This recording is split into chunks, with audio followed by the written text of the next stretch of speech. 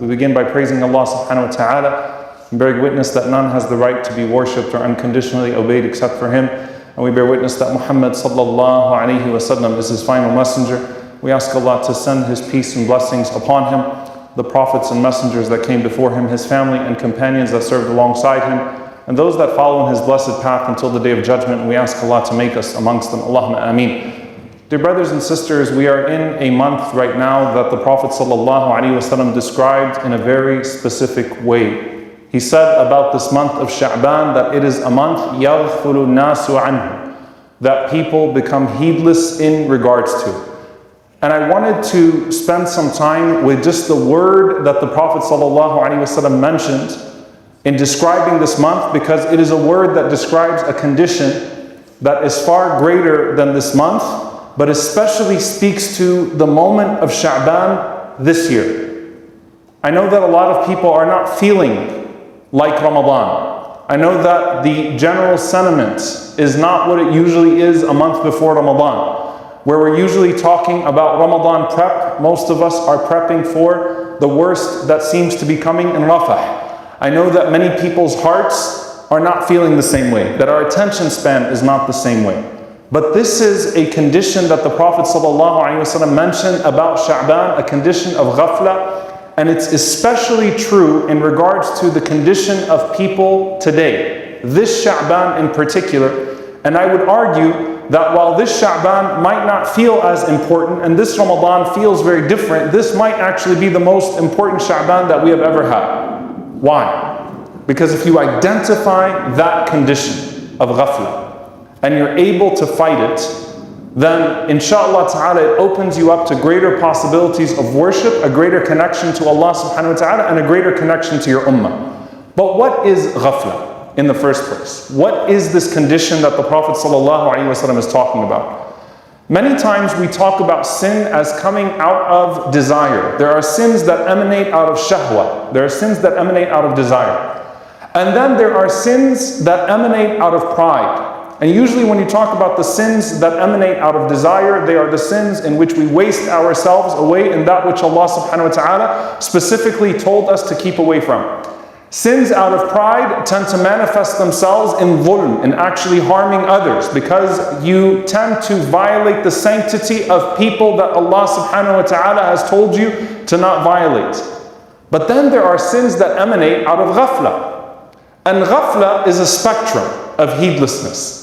The lowest of it, and the one that the ulama say that the believer has to identify quickly and remedy, is indifference. Indifference. What does it mean to be indifferent to the world around you, or indifferent to the news around you?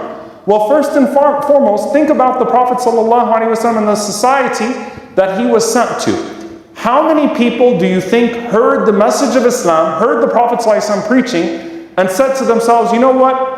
This isn't really that important to me right now. This seems to be an affair that belongs to Quraysh, that belongs to some of the elites and the nobles, that concerns the pilgrimage and some of the structure of Meccan society, but it really doesn't bother me or concern me as an individual. Meaning they simply did not even bother with the inquiry while the Prophet ﷺ was in their midst. And you would be surprised to know that this actually was the majority of people in Mecca. It kind of flips the whole seerah lens for you when you think of it that way. The majority of people just didn't care enough to get involved. And how do we know that? By the sheer amount of numbers that embraced Islam in Fatih Mecca, and the conquest of Mecca. The sheer amount of people that were present in Mecca that day. How many persecuted the Prophet ﷺ? You could name the majority of them. And it was usually a familiar few. How many followed the Prophet ﷺ? 100 or so in those early days? How many just observed and remained in a state of ghafla, a state of indifference? The majority said, you know what? They'll settle this affair amongst themselves, and at that point, when I have to make a decision, when it is right at my door, then I'll make a decision. Because that's the condition of most people. And then maybe that ghafla gets a little bit more disturbed when you see some of the torture that's happening, right? Where, wait a minute, now they're pulling the slaves into the streets. They're dragging them. They're beating their own brothers, their own cousins, torturing their own sisters. This is disturbing me a little bit more, but you know what? At the end of the day, even that became commonplace in Mecca. It became normalized. Where in the beginning, Abu Jahl tested the limits, the Fir'aun tested the limits, and eventually becomes normalized. And most people will say, you know what, that's not my brother, that's not my sister, that's not my tribe. I can still just be a regular Meccan and go to the store and purchase and attend the festivals and away from all the politics of the Hajj, enjoy the pilgrimage season, and I'm okay. That's ghafla. And that's why the majority of the times that Allah subhanahu wa ta'ala uses the word ghafla, wa antum ghafilun, is actually in Meccan society, because it is a more appropriate diagnosis of Meccan society at the time. You know what it reminds me of today, when you have some prominent people that'll be asked about Palestine. What do you have to say about Palestine? Oh, I haven't looked into that. I really don't know about all that. I don't care. When they say silence and complicity is complicity, you better believe silence is complicity when over 30,000 people have been killed. Yes, silence is absolute complicity. What do you mean? I really don't know about all those kids, and I can't diagnose all of that. You know, it's too much for me to get involved with, too complicated. It's not, Palestine's not here at the end of the day. That's a lot of people around you, by the way. A lot of people around you that drive around, they see the protests, they see the news, they flip and say, you know what? I'm just getting home from work today, and I just want to watch something that's going to be entertaining. I'm really not that interested in that. And you know who knows that ghafla better than anyone else? The Israeli government. Why do you think in the most watched sporting event in America, hundreds of millions of people are tuned in to men who are paid thousands and millions of dollars in full pads, who have their names on their jerseys? While Israel carries out the most brutal assault on Gaza to date, matching the time of kickoff, knowing that most people are not going to bother inquiring why there is an image that's popping up on their social media feed of a young girl that's dangling without her legs and brutalized over a wall. That's ghafla. It is sinful for you to look at that and say, not my business, or too bad, or let me move on, because I don't know how to reconcile with this or reason with this. Allah Azza wa Jal connects that to forgetfulness of Him, forgetfulness of them, and forgetfulness of yourself. That's ghafla, a state of ghafla. It's indifference. And subhanAllah, the ulama mentioned that ghafla is the predecessor to dalala, to going astray. Because if you're indifferent to everything, then essentially the most attractive pull is the one that's going to pull you in the next direction. And so I don't really think too much about things. I don't really ponder too much about things. I don't really ask that many questions about what's happening in the world around me. I'm not really that concerned.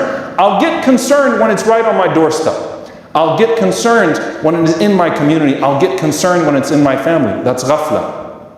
And Allah subhanahu wa ta'ala usually describes al-ghafla, He associates it with the ghafla of the life that is to come. لَقَدْ كُنْتَ فِي غَفْلَةٍ مِّنْ هَذَا فَكَشَفْنَا عَنْكَ غِطَاءَكَ فَبَصَرُكَ الْيَوْمَ حَدِيدٌ. You were heedless in regards to this death of yours. You were told, someone came to you and said, a hereafter awaits you. Someone came to you and told you that there is something you need to be preparing for that demands your attention now, in the moment that you are in, and you kept putting it off. فَبَصَرُكَ الْيَوْمَ حَدِيدٌ. And Allah pulled the cover. And now your ghafla is gone. Your indifference to what happens in the hereafter is gone. Why? Because it's right in front of you. The angels are literally at your doorstep. The kafan is there. They're ready to pull you into the next step of this. And now you better inquire about who the angels are and where you're going and who Allah is and who this prophet is and what happens in the grave. You literally are shown a picture of Muhammad sallallahu alaihi wasallam. Who is this man? Man hadha alladhi bu'itha fikum. Who is he? SubhanAllah. May Allah Azza wa Jal give us thabat, give us firmness in that moment. You didn't inquire. Most people are indifferent. لَقَدْ كُنْتَ فِي غَفْلَةٍ مِّنْ هَذَا فَكَشَفْنَا عَنْكَ غِطَاءَكَ فَبَصَرُكَ الْيَوْمَ حَدِيدٌ. أَتَى أَمْرُ اللَّهِ. The affair of Allah has come. اقترب للناس حسابهم وهم في غفلة معرضون. The hour is fast approaching and people remain in ghafla, in heedlessness, indifference, turning away from it. I just don't care enough to inquire. I just don't care enough to look into it. Now subhanAllah, with our Lord, subhanAllah, Allah Azza wa Jal mentions how He is not forgetful nor indifferent, not to the past nor to the present. And so the scholars mention, وَمَا كَانَ رَبُّكَ نَسِيًّا. Your Lord does not forget, meaning your Lord will not forget what preceded. On the Day of Judgment, you better believe it all comes back. Everything that we have done, may Allah protect us, comes back. وَمَا كَانَ رَبُّكَ نَسِيًّا. Your Lord has not forgotten. Time doesn't pass on and Allah subhanahu wa ta'ala stops seeing. Or Allah Azza wa Jal removes it from the register, like we forget after 10, 15, 20 years or something else came that was greater in that place and it got lost. وَمَا كَانَ رَبُّكَ نَسِيًّا. What does Allah subhanahu wa ta'ala say about the oppressors? Allah subhanahu wa ta'ala mentions, وَلَا تَحْسَبَنَّ اللَّهَ غَافِلًا عَمَّا يَعْمَلُ الظَّالِمُونَ. Don't think Allah is indifferent, heedless about what the oppressors are doing right now. Don't think Allah subhanahu wa ta'ala doesn't see it in the moment. And don't think that Allah subhanahu wa ta'ala is not taking interest in it. And don't think that Allah subhanahu wa ta'ala is not in control of it. Allah Azza wa Jalla sees it. And He's paying attention to it. But He has a plan that we can't see that unfolds in the future. We don't know it. But Allah subhanahu wa ta'ala is never ghafil. Allah is never indifferent to His khalq, to His creation. He's never indifferent to the affairs of the world. Never indifferent to the affairs of His slave subhanahu wa ta'ala. And so ghafla is not like a nisyan, which is to forget. As the scholars say that nisyan, and we're called al-insan because we're naturally forgetful. Nisyan is an affair of the mind. Ghafla is an affair of the heart. That is that your heart becomes so attached to other things that aren't as important that you forget what's actually important. Ghafla is a forgetfulness of the heart. And Allah does not accept the dua min qalbin ghafil, from a heart that is indifferent, that's not present. Your heart's somewhere else while you're making dua to Allah subhanahu wa ta'ala. So it's a forgetfulness of the heart. How does this all tie back to Shaban in particular, dear brothers and sisters? Ramadan is coming up. Ramadan is a chance for us to personally develop ourselves, to collectively develop ourselves, to connect ourselves to Allah subhanahu wa ta'ala in a way that naturally not only tunes us into Him and to the world around us, but grants us an understanding, a fiqh in the heart, an understanding in the heart that pushes us to another level of our ibadah, to another level of our worship. And if you don't do dhikr of Allah subhanahu wa ta'ala, if you don't remember Allah, you're not going to generate taqwa. You're not going to generate the shield of God consciousness if you don't remember God in the first place. And if you are indifferent to Allah subhanahu wa ta'ala and the world around you and what's happening to people around you and what's happening to your brothers and sisters, or you're even trying to numb yourself and come to terms with it, just unfolding in the background. You know what? We just got to get back to our day-to-day. Enough is enough, right? If you are in that state, then what does Allah subhanahu wa ta'ala describe the condition of the heart as? It's very powerful, and I want you to sit with this bi'idhnillahi ta'ala. Allah Azza wa Jalla doesn't describe it as a heart that simply stops beating. Allah describes it as a hardened heart. Qaswatil qalb. The heart becomes hard. You know, we always ask Allah subhanahu wa ta'ala, Ya muqallib al-qulub, thabbit qalbi ala dinik. O turner of hearts, make my heart firm on your path. We ask Allah subhanahu wa ta'ala for the khashya of the qalb, the awe and the fear and the humility of the heart to Allah subhanahu wa ta'ala in our hearts. We ask Allah subhanahu wa ta'ala to protect us from hard hearts. And what softens the heart? The remembrance of Allah subhanahu wa ta'ala and the remembrance of those people, encountering them, putting your hands through the pages of a mushaf from now in this month of Shaban, not waiting for Ramadan when everybody else is holding a Quran around you. Putting your fingers, your hands through the pages of the mushaf right now and starting to read your Quran right now in a month that people are not paying attention. And then the Prophet ﷺ said, "And yamsah ra's al-yatim," accompanying the orphan, caressing the hair of an orphan, being present with those people as much as possible. Those are the things that soften your heart. Put your hands there so that your heart is there. Let your tongue not be heedless so that your heart does not become heedless. Let your attention be focused so that your intention does not become corrupted. This is the month where you generate the focus so that when Ramadan comes around, the moment that we see that hilal, the moment that we recite the first night in Taraweeh, the moment that we make our first intention, we have already cleared the distraction and focused ourselves and removed the heedlessness, removed the indifference to say, Ya Allah, this is a Ramadan in which we are coming to you with our hearts broken in more ways than one. Ya Allah, we're coming to you with hearts broken in more ways than one. Ya Allah, here is my heart and I'm asking you to mend it for me. May Allah subhanahu wa ta'ala allow us to meet Ramadan with hearts that are in the right condition, hearts that are attentive. May Allah subhanahu wa ta'ala increase us in the deeds in Shaban that prepare our hearts properly for Ramadan. May Allah subhanahu wa ta'ala never make us amongst those whose hearts become hardened so that we oppress others without even thinking about what we are doing, or that we ignore the oppression of our brothers and sisters without even considering their plight. May Allah subhanahu wa ta'ala alleviate the plight of our brothers and sisters in Gaza. May Allah subhanahu wa ta'ala protect them in Rafah. May Allah protect them in every single place that they are in. May Allah subhanahu wa ta'ala descend upon them tranquility. May Allah subhanahu wa ta'ala make firm their feet. May Allah subhanahu wa ta'ala make firm their hearts. May Allah subhanahu wa ta'ala allow them to be granted victory over their oppressor. May Allah subhanahu wa ta'ala in this month where He never ever on any day loses sight of us, may Allah subhanahu wa ta'ala show us a miracle in regards to our brothers and sisters over their enemies, and may Allah subhanahu wa ta'ala purify our hearts and put our hearts in focus upon that which is important to our journey towards Him. May Allah subhanahu wa ta'ala make us amongst those that seek His pleasure day and night, every day of the year, and that pay attention to His creation day and night, every day of the year, seeking that which is pleasing to Him. Allahumma ameen. أقول قولي هذا واستغفر الله لي ولكم ولسائر المسلمين فاستغفروه إنه هو الغفور الرحيم.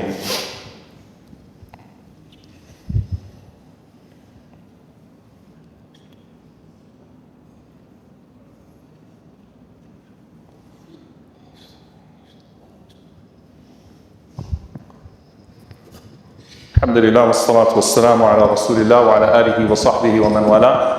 Dear brothers and sisters, I remind you, of course now and always, to increase in the actions that soften the heart, especially before Ramadan, so that you meet Allah subhanahu wa ta'ala with your heart in the best of states. We ask Allah subhanahu wa ta'ala for protection for our hearts, for protection for our ummah. اللهم اغفر للمؤمنين والمؤمنات والمسلمين والمسلمات الأحياء منهم والأموات إنك سميع قريب مجيب الدعوات.